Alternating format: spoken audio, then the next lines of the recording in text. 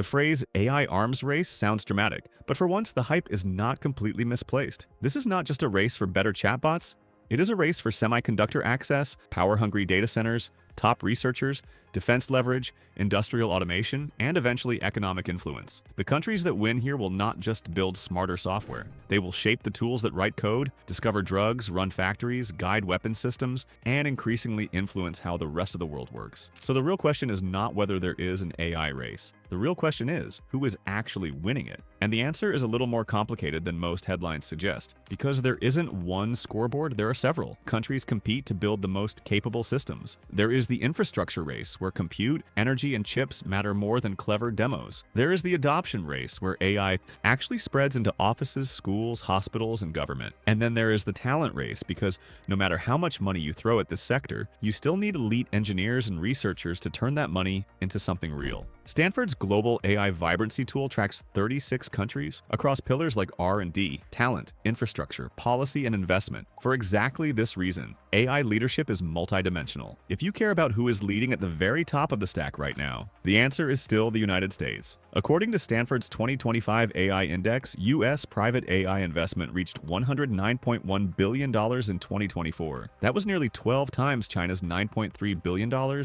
and 24 times the UK's $4.5 billion.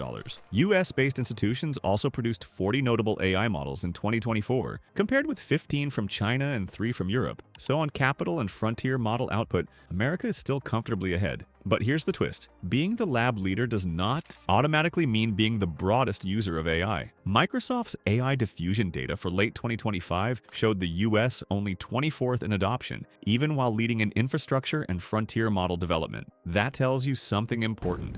America is building the engines of the AI era, but not necessarily spreading them through society faster than everyone else. What also keeps the US in first place is that compute has become geopolitical. This is no longer just a private sector story. Reuters reported this month that Washington is considering new chip export rules requiring government-to-government assurances for very large advanced chip deals. And installations of up to 200,000 chips could even trigger visits from U.S. export control officials. In other words, the country that controls the leading AI chips and the rules around them controls a huge part of the race itself. That is a massive structural advantage. It means America is not only producing many of the top models, it is also helping decide who gets the hardware needed to train the next generation of them. But if America is still leading, China is the country making that lead look a lot less comfortable than it did even a year ago. China's newest 5-year plan, released in March 2026, mentions AI more than 50 times and pushes an AI plus strategy across manufacturing, healthcare, and education. Guangdong, China's largest provincial economy, said AI-driven industrial upgrading would be central to development across its roughly $2 trillion economy.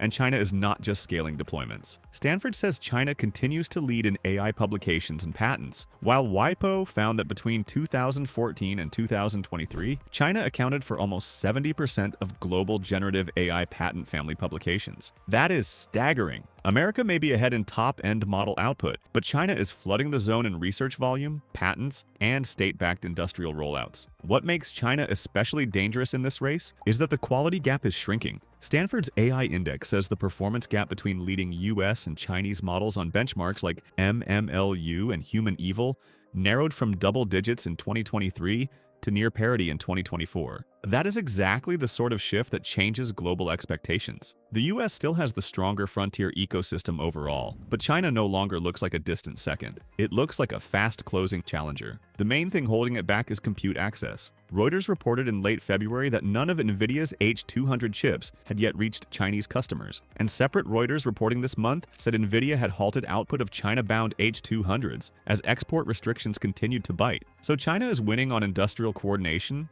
patents, and research scale, but it is still running with hardware constraints imposed largely from outside its borders. Then there is India, which is probably the most interesting climber in the entire field. India rose to third globally, behind only the United States and China. That is not a small move. It is a statement that India is no longer just a big digital market. It is becoming one of the central countries in the AI era. And the reason is not that India is suddenly outbuilding America in supercomputers or outpatenting China. It is talent. Official Indian government figures citing Stanford's AI Index say India leads the world in AI talent acquisition, with annual hiring growth of about 33%, and that its AI talent concentration has grown more than threefold since 2016. In a race defined by scarce technical talent, that matters enormously. India may not yet dominate frontier labs. If India is winning on talent momentum, the United Arab Emirates is winning on adoption. Microsoft's AI Economy Institute reported that by the end of 2025, the UAE had the highest AI usage rate in the world, with 64.0% of the working age population using AI. Singapore was second at 60.9%.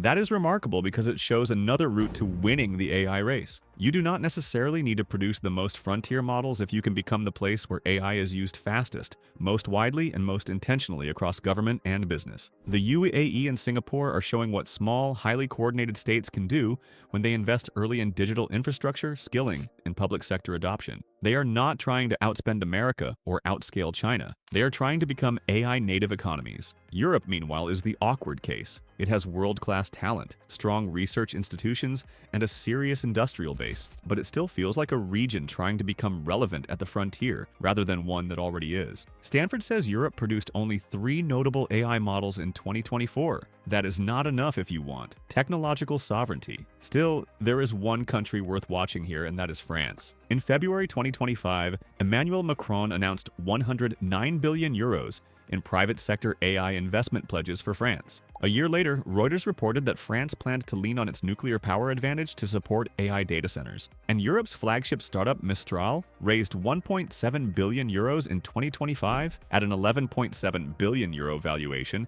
with ASML becoming its biggest shareholder. France is not winning the global race outright, but it may be winning Europe's effort to stay in the race at all. Britain also deserves a brief mention, even if it is no longer in the top conversation. The UK government's AI Opportunities Action Plan makes clear that London wants to position Britain as an AI superpower. And official documents say researchers and SMEs gained access to the AI research resource through the Isambard AI and Dawn supercomputers. But the gap in private capital is still brutal. Stanford's 2025 AI Index put UK private AI investment at $4.5 billion in 2024 versus America's $109.1 billion.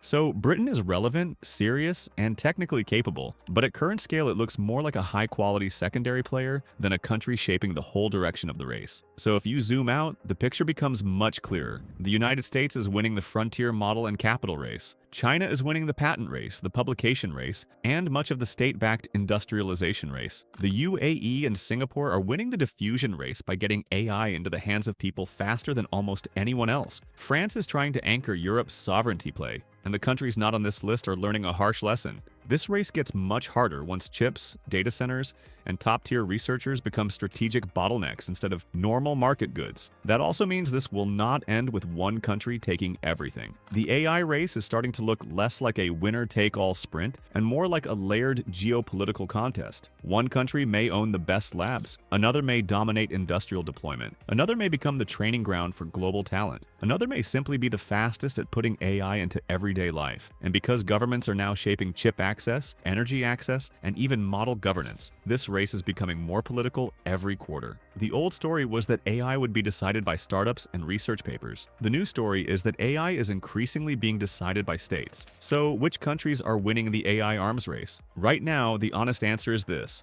America is still ahead, China is closing fast, India is rising faster than many expected, and a small group of highly coordinated states, like the UAE and Singapore, are proving that adoption can be a form of power too. But the bigger point is that this race is still early. The leaderboard is real, but it is not settled. A single breakthrough in chips, energy, regulation, or model architecture could reshuffle it again. So I want to hear your take. By 2030, who do you think will lead the AI world? The United States, China, India, or someone else entirely? Leave your answer in the comments. And if you enjoyed this video, subscribe, turn on notifications, and share it with someone who wants the signal instead of the hype. Thanks for watching, and I'll see you in the next one.